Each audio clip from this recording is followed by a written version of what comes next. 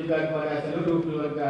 Dewan Perwakilan Rakyat Aceh (DPRA) mulai mewacanakan revisi Kanun Aceh Nomor 11 Tahun 2018 tentang Lembaga Keuangan Syariah atau LKS.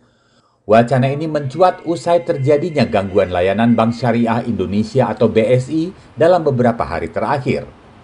DPRA meyakini revisi Kanun LKS akan membuka kesempatan untuk bank konvensional bisa beroperasi kembali di Aceh.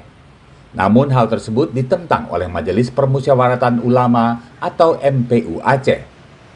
Menurut Ketua MPU Aceh Faisal Ali pada Senin 15 Mei, wacana revisi Kanun LKS dianggap terlalu berlebihan dan bukan sebuah keharusan yang mendesak. Kasus yang dialami BSI dinilai merupakan bagian terkecil dari lembaga keuangan. Apalagi gangguan tersebut terjadi di seluruh Indonesia, bukan hanya di Provinsi Aceh.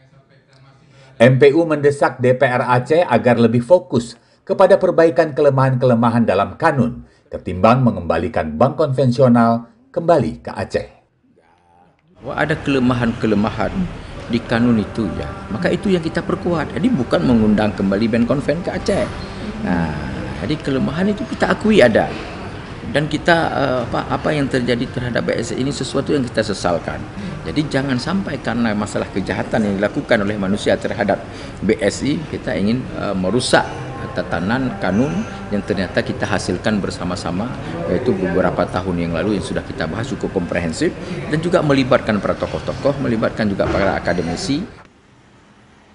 Faisal Ali menambahkan ada 3 kewenangan MPU Aceh, yakni mengeluarkan fatwa, memberikan pertimbangan kepada pemerintah, dan pengkaderan ulama. Jika wacana revisi itu sudah dijalankan, MPU akan menggunakan kewenangannya untuk memberikan pandangan terkait revisi Kanun Lembaga Keuangan Syariah kepada pemerintah. MPU Aceh berharap DPR Aceh tidak buru-buru melakukan revisi kanun, mengingat Aceh sebagai salah satu daerah yang menerapkan syariat Islam, salah satunya di sektor lembaga keuangan. Dari Banda Aceh, Aprizal Rahmat, Kantor Berita Antara, mewartakan.